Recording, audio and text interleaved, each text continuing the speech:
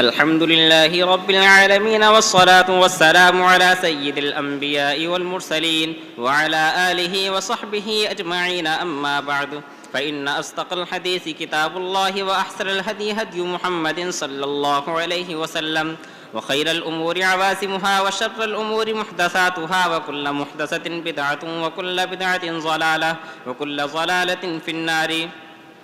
وبالسند المتصل منا إلى الشيخ الإمام الهمام الحافظ الحجة أمير المؤمنين في الحديث أبي عبد الله محمد بن إسماعيل بن إبراهيم بن المغيرة بن بردسبة الجعفي اليماني البخاري رحمه الله تعالى: اللهم انفعنا وارفعنا بعلومه وعلومكم أجمعين آمين يا رب العالمين. أنه قال: باب رفع البصر إلى الإمام في الصلاة.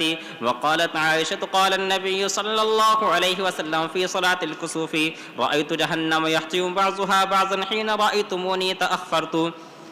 بسم اللہ الرحمن الرحیم. باب رفع البصر الی الامام فی الصلاۃ. نماز میں امام کی جانب نگاہ اٹھانے کا بیان. اس کے پہلے خشوع فی الصلاۃ کا بیان آیا ہے، جس سے معلوم ہوا کہ آدمی کو حالت نماز میں پورے طور سے نماز کی طرف متوجہ رہنا چاہیے، ادھر ادھر نہیں دیکھنا چاہیے. اب اس کی حدود کیا ہیں؟ نگاہ کہاں تک بڑھانے کی گنجائش ہے جس سے آگے منع ہے؟ تو فرماتے کہ نماز کے اندر اگر مقتدی سامنے کی طرف اپنے امام کی طرف دیکھے تو اس کی گنجائش ہے، اور خود امام کے لیے بھی سامنے کی طرف دیکھنے کی گنجائش ہے. چنانچہ حضرت عائشہ رضی اللہ تعالی عنہ کا ارشاد تعلیقاً نقل کر رہے ہیں کہ رسول اللہ صلی اللہ علیہ وسلم نے نماز کسوف کے بارے میں فرمایا کہ میں نے جہنم کو دیکھا کہ اس کا ایک حصہ دوسرے حصے کو توڑ رہا ہے، اور یہ اس وقت کی بات ہے جب تم نے دیکھا کہ میں تھوڑا پیچھے کو ہٹا. نماز کسوف میں آپ کبھی آگے کو بڑھے کبھی پیچھے کو ہٹے، تو فرماتے جس وقت تم نے مجھ کو پیچھے کھسکتے ہوئے دیکھا یہی وہ وقت تھا جب مجھے دیوار قبلہ کے اوپر جہنم دکھلائی گئی. تو مقتدی کے لیے تو امام کی طرف دیکھنا ہے، اور امام کا سامنے قبلہ کی طرف دیکھنا، اس کی گنجائش ہے. اور کیوں گنجائش ہے؟ حضور صلی اللہ علیہ وسلم نے فرمایا ہے کہ صلو کما رأیتمونی اصلی، تم اس طرح نماز پڑھو جس طرح مجھ کو نماز پڑھتے ہوئے دیکھو. اور یہ حکم جماعت کی نماز میں بھی ہے اور تنہا نماز کے اندر بھی ہے. تو جماعت کی نماز میں مقتدی جب دیکھے گا کہ امام کیسے نماز پڑھ رہا تب نے اقتداء کرے گا، نقل کرے گا. تو اس سے معلوم ہوا کہ مقتدی کے لیے اس کی گنجائش ہے کہ اپنے امام کے حرکات و سکنات کو دیکھے اور اس کی نقل کرے. جی روایتیں دیکھیے، سب کے اندر یہی مل رہا ہے کہ سامنے کی طرف دیکھنے کی اور امام کو دیکھنے کی گنجائش ہے. جی. وبه قال حدثنا موسى قال حدثنا عبد الواحد قال حدثنا الأعمش عن عمارة بن عمير عن أبي معمر أنه قال: قلنا لخباب: أكان رسول الله صلى الله عليه وسلم يقرأ في الظهر والعصر؟ قال: نعم. فقلنا: بما كنتم تعرفون ذاك؟ قال: باضطراب لحيته. حضرت خباب رضی اللہ عنہ سے پوچھا گیا کہ رسول اللہ صلی اللہ علیہ وسلم ظہر اور عصر میں قرأت فرماتے تھے. جو کہ قرأت سنائی نہیں دیتی تھی تو اس کی دو صورت ممکن ہے: سرے سے قرأت فرماتے ہی نہ ہو یا کرتے ہوں مگر سرن کرتے ہوں. انہوں نے جواب میں کہا کہ ہاں. ہم نے کہا: آپ نے کیسے جانا کہ آپ قرأت کر رہے ہیں؟ آواز تو آتی نہیں تھی. کہنے لگے: آپ کی داڑھی کی حرکت سے. اب داڑھی کی حرکت کا علم کیسے ہوا؟ جب نماز کے اندر آپ کی طرف دیکھا. جی.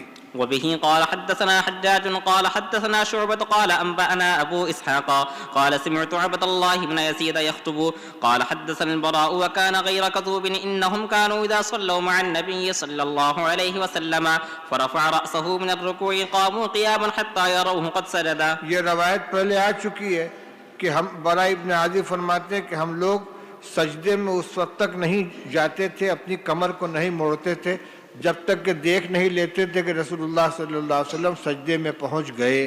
تو یہ دیکھنا اسی وقت ممکن ہوگا جب ان کی طرف نظر اٹھائی جائے. جی. وبه قال حدثنا اسماعيل قال حدثني مالك عن زيد بن اسلم عن عطاء بن يسار عن عبد الله بن عباس انه قال خسفت الشمس على عهد النبي صلى الله عليه وسلم فصلى قالوا يا رسول الله رايناك تناولت شيئا في مقامك ثم رأيناك تكعكعت فقال إني رأيت الجنة فناولت منها عنقودا ولو أخذته لأكلتم منه ما بقيت الدنيا. یہ روایت سب سے زیادہ صریح ہے اس لیے کہ ابھی تک تو صحابہ کا عمل آیا تھا، اب اس میں تقریر پائی جا رہی ہے.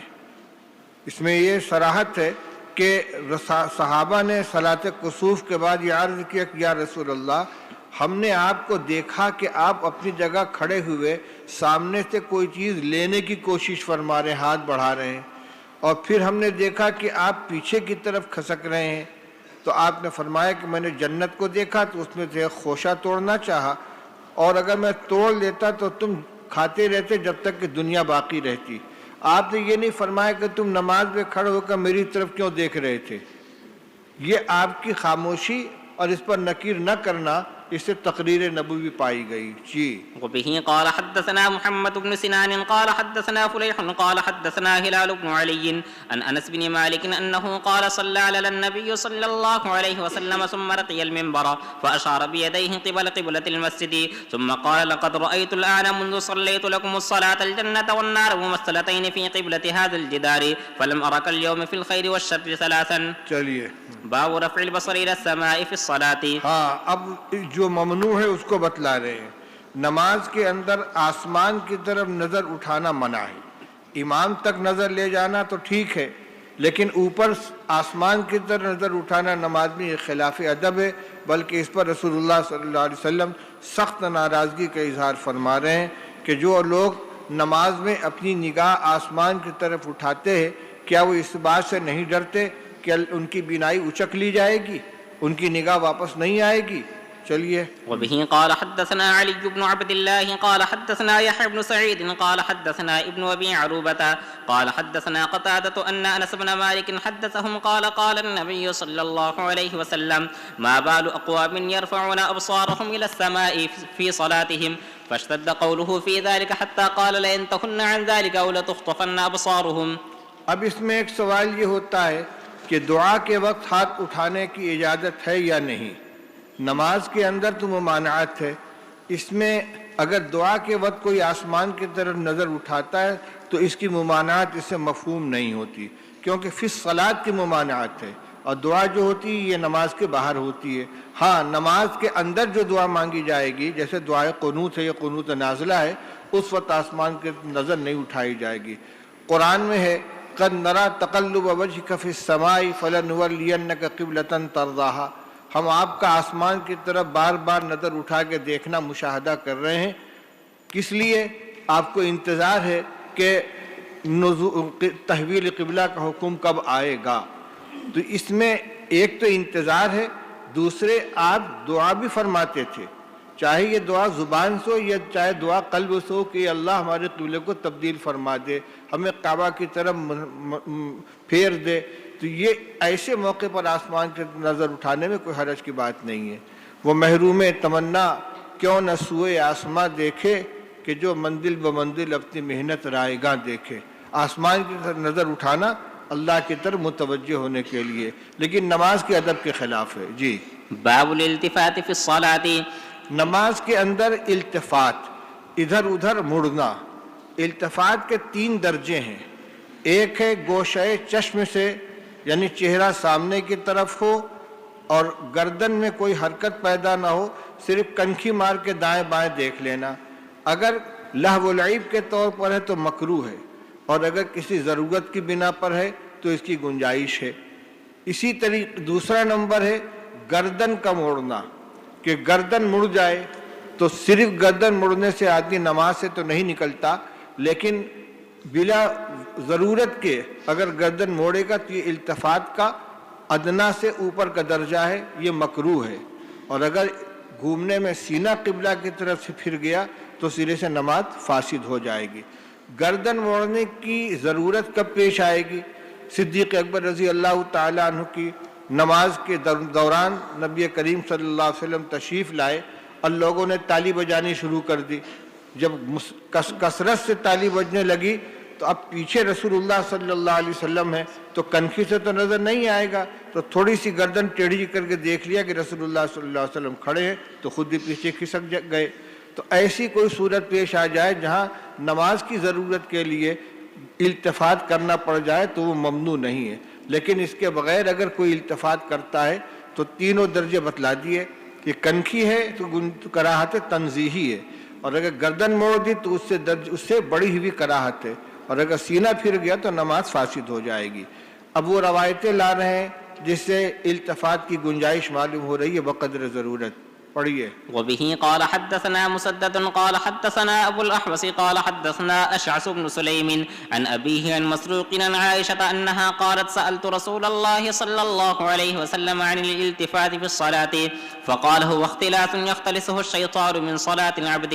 حضرت عائشہ رضی اللہ عنہ فرماتی کہ میں نے رسول اللہ صلی اللہ علیہ وسلم سے پوچھا نماز کے اندر التفات کرنے سے, ادھر ادھر دیکھنے کے بارے میں, تو آپ نے فرمایا کہ وہ اچکنا ہے جس کو اچکتا ہے شیطان بندے کی نماز میں سے, خشوع کو ختم کرنے کے لیے ادھر ادھر متوجہ کرتا ہے.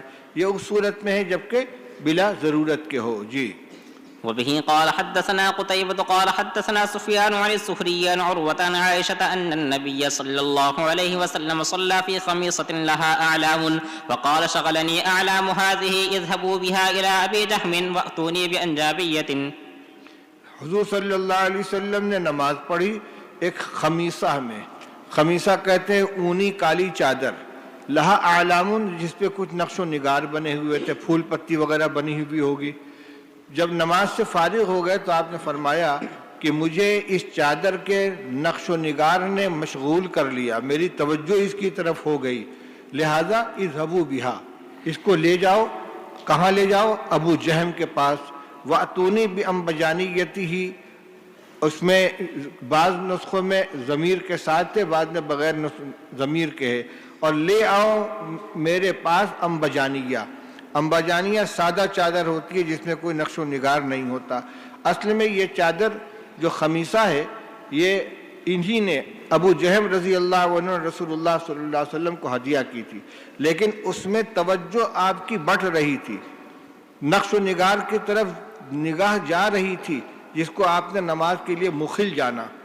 تو اب اگر صرف واپس کر دیتے تو ان کی دل شکنی ہوتی, اس لیے آپ نے فرمایا کہ اس کو لے جاؤ, ان سے کو بدل کے وہ سادہ چادر مجھے دے دو, تو ان کا ہدیہ واپس بھی نہیں ہوگا اور جو التفات پایا جاتا اس کا علاج بھی ہو جائے گا.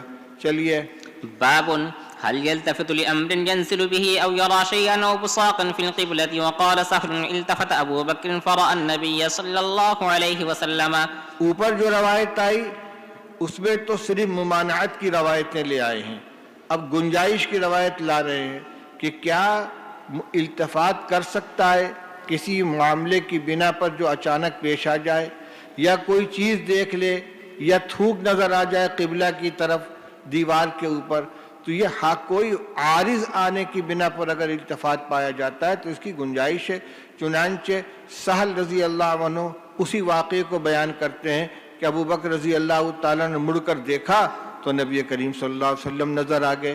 وہی جب بیماری میں جب حضور صلی اللہ علیہ وسلم پیچھے آ کر کھڑے ہوئے صف کو چیرتے ہوئے, یہ وہ بیماری والا واقعہ نہیں ہے. جب آپ قبا گئے تھے صلح کرانے کے لیے اور عصر کی نماز شروع کرا دی تھی حضرت ابوبکر رضی اللہ تعالیٰ عنہ نے حضرت بلال کے کہنے سے, اور حضور تشریف لے آئے اور نماز کے شروع ہونے کے بعد صف میں چیرتے ہوئے آگے جا کر کھڑے ہو گئے تھے, اور لوگوں نے تالی بجانی شروع کی. انہوں نے مڑ کر دیکھا تو حضور تھے. آپ نے اشارہ کیا کہ اپنی جگہ کھڑے رہو, لیکن انہوں نے ہاتھ اٹھا کر اللہ کا شکر ادا کیا اور پیچھے آ گئے. اس میں ہے التفاتہ. اور بیماری والے میں تو التفات کی ضرورت ہی نہیں پیش آئی تھی, وہاں تو خود رسول اللہ صلی اللہ علیہ وسلم دو آدمی کے سہارے آ کر حضرت ابوبکر کے بائیں جانب بیٹھ گئے تھے. جی. وبه قال حدثنا قتيبة قال حدثنا الليث عن نافع عن ابن عمر أنه قال رأى رسول الله صلى الله عليه وسلم نخامة في قبلة المسجد وهو يصلي بين يدي الناس فحتها ثم قال نماز کے اندر ہی آپ نے اس کو خروج دیا. جی. ثم قال حين انصرف إلى إن أحدكم إذا كان في الصلاة فإن الله قبل وجهه فلا يتنخمن أحد قبل وجهه في الصلاة. رواه موسى بن عقبة وابن أبي رواد عن نافع. چلیے. وبه قال حدثنا يحيى بن بكير قال حدثنا الليث عن عقيل عن ابن شهاب أنه قال أخبرني أنس بن مالك قال بينما المسلمون في صلاة الفجر لم يفجأهم إلا رسول الله صلى الله عليه وسلم. یہ وفات والے دن آپ کی فجر کی نماز میں جو آپ نے پردہ ہٹا کر مشاہدہ فرمایا اس کا بیان ہے. جی. كشف ستر حجرة عائشة فنظر إليهم وهم صفوف فتبسم يضحك ونكص أبو بكر على عقبيه ليصل له الصف فظن أنه يريد الخروج وهم المسلمون أن يفتتنوا في صلاتهم فأشار إليهم أتموا صلاتكم وأرخى الستر وتوفي في آخر ذلك اليوم. اب اس میں اچانک رسول اللہ صلی اللہ علیہ وسلم کا پردہ کھسکا کے وہاں کھڑا ہونا اس کو لوگوں نے کیسے دیکھا؟